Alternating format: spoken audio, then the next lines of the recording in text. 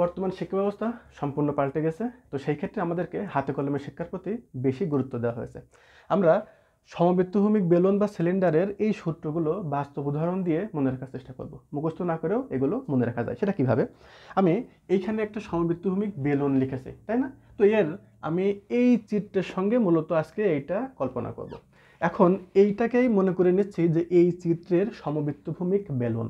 এখন এর ভূমির ক্ষেত্রফল হচ্ছে পাই আর স্কোয়ার হবে, এর বক্রপৃষ্ঠের ক্ষেত্রফল 2 পাই আর এইচ হবে, আর এর সমগ্র তলের ক্ষেত্রফল হচ্ছে 2 পাই আর ইন্টু আর প্লাস এইচ, আর আয়তনটা হবে পাই আর স্কোয়ার এইচ। সেটা কিভাবে হয় এটা আজকের ভিডিওর মাধ্যমে সম্পূর্ণ আমরা ব্যাখ্যা করার চেষ্টা করব। আচ্ছা, এইটাকে যদি আমি ছাড়িয়ে ফেলি বা এটাকে যদি আমি খুলে ফেলি তাহলে ফলাফলটা কেমন হবে? এইটার কিন্তু উপরে এই একটা তল, এটাকে বলা হচ্ছে ভূমি, এটাকে এই দুইটাকে বলা হচ্ছে ভূমি। তো ভূমি, এটা যদি ভূমি হয় তাহলে উপরের অংশ বা এটাকে আমরা ভূমি বলতে পারি, উপরে বা নিচে। তো এই দুইটাই কিন্তু বৃত্তাকার, তাই না? তাহলে এই সমবৃত্তভূমিক বেলনের ভূমি বলতে বোঝাচ্ছে একটা বৃত্ত। আচ্ছা, তো বৃত্তের ক্ষেত্রফল কি পাই আর স্কোয়ার না? এই জন্য এই ভূমির ক্ষেত্রফল হচ্ছে পাই আর স্কোয়ার। এখন এইটাকে আমি তো ছাড়িয়ে দেখাইতে পাচ্ছি না যে এইটা হচ্ছে বৃত্ত হচ্ছে, তো আমি এর আদলে একটা ফরম্যাট একটা আগে থেকে তৈরি করে রেখেছি।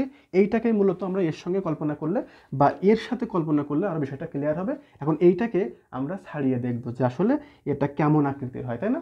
আচ্ছা, তো আমরা যদি এই উপরের অংশটাকে খুলে ফেলি, আমি যদি উপরের অংশটাকে খুলে ফেলি, এই যে উপরের অংশ খুললে উপরে কিন্তু একটা বৃত্ত ছিল, তাই না? এই যে বৃত্ত ছিল, তো এইটার আমরা এখানে আমি একটু এখানে মেরে রাখি আমাদের সুবিধার জন্য, বৃত্ত, তাই না? তাহলে উপরে একটা বৃত্ত পাচ্ছি, ঠিক নিচেও কিন্তু আর একটা বৃত্ত আছে। আমি এটাকে যদি ছাড়িয়ে ফেলি তাহলে নিচেও একটা বৃত্ত পাবো। হ্যাঁ, নিচেও একটা বৃত্ত পেয়েছি। তো এইটাকে আমি এইখানে মেরে রাখি, বৃত্ত।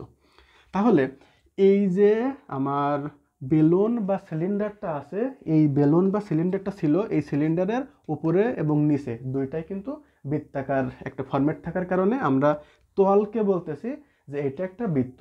এখন এই যে বলেছে ভূমির ক্ষেত্রে, অর্থাৎ ভূমি হচ্ছে দুইটা, তাহলে উপরে এবং নিচে দুইটাই হচ্ছে বৃত্ত। তাহলে আমাদের বৃত্তের ক্ষেত্রফল আর এই সমবৃত্তভূমিক বেলুনের তলের ক্ষেত্রফল একই হবে। তো বৃত্তের ক্ষেত্রফলের সূত্র কি জানি আমরা? এটা একটা বৃত্ত, তাহলে বৃত্তের ক্ষেত্রফলের সূত্র কি জানি? পাই আর স্কোয়ার। এই জন্য ভূমির এই যে সমবৃত্তভূমিক বেলুন বা সিলিন্ডারের ভূমির ক্ষেত্রফল হচ্ছে পাই আর স্কোয়ার। আমার মনে হয় এইটা নিয়ে আর কোনো কনফিউশন থাকবে না। আচ্ছা, তাহলে আমরা সমবৃত্তভূমিক বেলুনের যদি আমরা এটাকে যদি ভাগ করে দেই তাহলে কি পাবো? আমরা দুইটা বৃত্ত পাবো, তাই না? এই একটা বৃত্ত পেলাম আর এই একটা বৃত্ত পেলাম। এখন এই যে ফরম্যাটটা আছে, অর্থাৎ আমরা এইটা ছাড়াই ফেললে এই যে অংশটা আছে, এই অংশটা এটা একটা বক্রতল না? এটা একটা বক্রতল। তো এই বক্রতলকে আমি যদি মাঝখান বরাবর কেটে ফেলি তাহলে কেমন হবে সেটা মূলত আমাদেরকে এখন দেখাইতে হবে। তাহলে আমি এটাকে মাঝখান থেকে কেটে ফেলবো। মাঝখান থেকে কেটে ফেলার জন্য আমি এখান থেকে আগে থেকে যেটা রেখেছিলাম এটা আমি যদি ছাড়িয়ে দেই তাহলে দেখব যে আমাদের এখান থেকে মূলত এটা কেমন হয়। আমি উপরের অংশটা যদি ছাড়িয়ে দিলাম, আর নিচের যে অংশটা ছিল এটাকে ছাড়িয়ে দিই। এইটাকে ছাড়িয়ে দিলে আমাদের কিন্তু আগের যে ফরম্যাটটা ছিল সেটা কিন্তু আমার এমন ছিল, তাই না? এখন ভালো করে খেয়াল করতে হবে, আগে কিন্তু এমন ছিল, অর্থাৎ এটা কিন্তু এই অংশটা। এখন এইটাকে আমি যদি মাঝখান থেকে কাটলে কিন্তু এইরকম একটা ফরম্যাট হবে। আমি যদি এভাবে ধরি এইরকম একটা ফরম্যাট হবে। তো এই ফরম্যাটটা দেখে এটা কি মনে হচ্ছে? এটা একটা আয়তক্ষেত্র মনে হচ্ছে না? এটা একটা আয়তক্ষেত্র মনে হচ্ছে না? তাহলে এই যে বক্র যে পৃষ্ঠটা আছে, এই বক্র পৃষ্ঠকে আমরা একটা আয়তক্ষেত্রের সঙ্গে কল্পনা করতে পারি না? পারি কিনা? আমি যদি এটাকেও যদি কাটতাম তাহলে এটাও কিন্তু এরকম একটা আয়তক্ষেত্র হতো। তাহলে আমরা একটা সমবৃত্তভূমিক বেলুনকে যদি সবগুলো চিত্র দিয়ে ব্যাখ্যা করতে চাই তাহলে কি পাবো?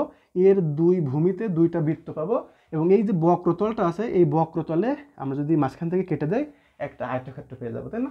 আচ্ছা, আমার মনে হয় যে একটা সমবৃত্তভূমিক বেলুনকে আমরা ছাড়িয়ে ফেললে কি কি অংশ হয় সেটা আমরা বুঝে গেছি। এখন কথা হচ্ছে যে এইটা দিয়ে আমরা সূত্র, এই যে বক্রপৃষ্ঠের ক্ষেত্রফল 2 পাই আর এইচ, এটা কিভাবে প্রমাণ করব? একটা জিনিস ভালো করে খেয়াল করে দেখি, যখন এইটা এমন ছিল তখন এই যে অংশটা, এই যে বক্রতলটা কার মতো দেখতে ছিল? একটা বৃত্তের মতো, তাই না? তো এই বৃত্তের মতো দেখতে ছিল। আর এইখান থেকে এই পর্যন্ত অংশ, এই যে কতটুকু এখান থেকে এই পর্যন্ত, এটুকু আমরা জানি না। কিন্তু আমরা যখন এই অংশটা এরকম করে ফেলছি তখন আমাদের একটা আয়তক্ষেত্র হয়ে যাচ্ছে। তো এই আয়তক্ষেত্রের যে দৈর্ঘ্যটা, অর্থাৎ এইখান থেকে এই পর্যন্ত, এটা তো দৈর্ঘ্য, তাই না? তো বৃত্তের যে দৈর্ঘ্য আর এই আয়তক্ষেত্রের যে দৈর্ঘ্য, এটা আছে আমার সমান। অর্থাৎ বৃত্তের যে দৈর্ঘ্য, অর্থাৎ বৃত্তের দৈর্ঘ্য কি, বৃত্তের দৈর্ঘ্য পরিধি, তাহলে এখান থেকে এইটুকু কী হবে, এখান থেকে এইটুকু কিন্তু পরিধি, অর্থাৎ এটাই হবে 2πr, এটুকু কিন্তু 2πr, তাই না? আচ্ছা, আর এখান থেকে এইটুকু কী হবে, এখান থেকে এটুকু কী হবে, এইটুকু কিন্তু এই যে আমার বেলুন বা সিলিন্ডার, এখান থেকে এটুকু কিন্তু এর উচ্চতা নির্দেশ করে। তাহলে এইটুকু হচ্ছে এইচ। তাহলে এটা যদি আয়তক্ষেত্র হয়, আয়তক্ষেত্রের ক্ষেত্রফলের সূত্র কি, দৈর্ঘ্য গুণ প্রস্থ। তাহলে এটুকু পেলাম দৈর্ঘ্য, এটুকু প্রস্থ, তাহলে ক্ষেত্রফল কি হবে, টোটাল অংশটার ক্ষেত্রফল, ক্ষেত্রফল কি হবে, ক্ষেত্রফল হবে দৈর্ঘ্য 2πr আর প্রস্থ এইচ, তাহলে এটা হবে 2πr এইচ।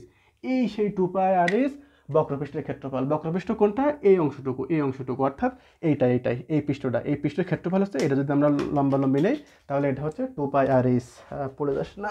ও আচ্ছা, তাহলে আমার মনে হয় ফার্স্ট অ্যান্ড সেকেন্ড আমরা যে দুটো সূত্র পড়েছি, এই সূত্র আমার মনে হয় যে মুখস্থ করার প্রয়োজন নেই, আমরা এই চিত্র দিয়েই এটা বুঝে ফেলেছি। আচ্ছা, এখন কথা হচ্ছে যে এর প্রয়োজন নেই আর। আচ্ছা, এখন কথা হচ্ছে যে সমগ্র তলের ক্ষেত্রফল। সমগ্র তলকে এই বৃত্ত অর্থাৎ এইটা এবং এইখানে যেটা পেয়েছিলাম আমরা, আমি যদি এটাকে যদি একটু আটকানোর চেষ্টা করি, তাহলে আমার মনে হয়, হ্যাঁ আচ্ছা, এটাকে যদি একটু আটকানোর চেষ্টা করি, আচ্ছা থাকে যাবে। তাহলে আমরা এইটা কিন্তু খুলে ফেললে এইটা এবং এইটা পাচ্ছি। এখন কথা হচ্ছে যে আমরা এইখান থেকে সমগ্র তলের ক্ষেত্রফলটা বের করার চেষ্টা করব। তো সমগ্র তলের ক্ষেত্রফল বের করার জন্য, সমগ্র তলের যে ক্ষেত্রফলটা আছে সেই ক্ষেত্রফলটা আমরা বের করার জন্য এখানে এর যেটা পেয়েছি, বৃত্তের কি পেয়েছি আমরা, πr²। আর একটা বৃত্ত পেয়েছি, সেটা কি πr²। আর এইখানে এইটার যে ক্ষেত্রফল সেটা কি পেয়েছি, 2πrh। এটা হচ্ছে 2πrh, তাই না? এই তিনটা পেয়েছি।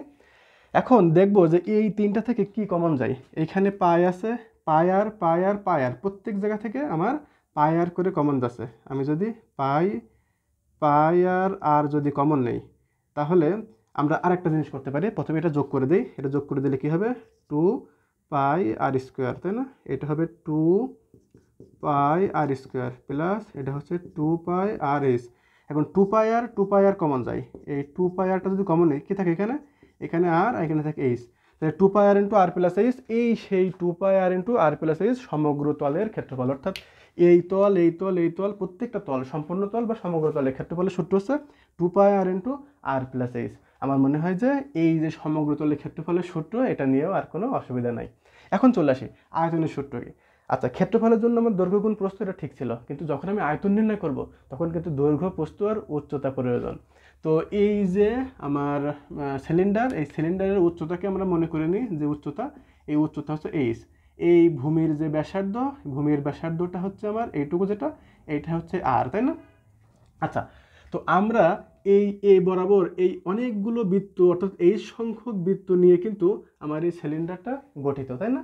আচ্ছা, তাহলে এই ভূমি যেটা আছে, অর্থাৎ πr², এই ভূমির সঙ্গে যদি আমি এই উচ্চতাটা গুণ করি, অর্থাৎ ভূমির ক্ষেত্রফলের সঙ্গে যদি আমি উচ্চতা গুণ করি, তাহলে কিন্তু আয়তনটা পেয়ে যাচ্ছে।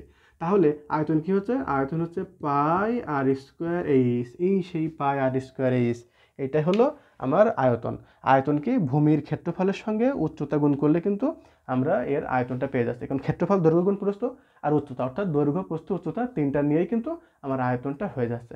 এতদিন যারা আমরা এই সমবৃত্তভূমিক বেলুন বা সিলিন্ডারের সূত্রগুলো মুখস্থ করে এসেছি, আমার মনে হয় এই আজকে আমরা ডিরেক্ট একটা সিলিন্ডারকে বিভক্ত করে দেখালাম যে একটা সিলিন্ডারকে বিভক্ত করলে কয়টা অংশ পাওয়া যায়, তিনটা অংশ পাওয়া যায়। কি পাওয়া যায়, একটা বৃত্ত, দুটো বৃত্ত, আর এইখানে একটা আয়তক্ষেত্র তৈরি হয়।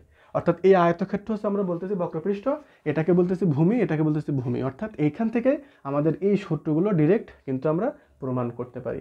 কাজেই বর্তমান শিক্ষা ব্যবস্থায় যদি এভাবে করে শেখানো যায় এবং এভাবে করে শেখানো হবে, তো শিক্ষা ব্যবস্থাকে আমরা প্রথমতই নিন্দনীয় না বলে আগে দেখা যাক কতটুকু আমরা সুফল বয়ে আনতে পারি এবং শিক্ষা ব্যবস্থায় কতটুকু সুফল পাই, তারপরে মন্তব্য করি। আজকে পর্যন্তই, ধন্যবাদ সকলকে।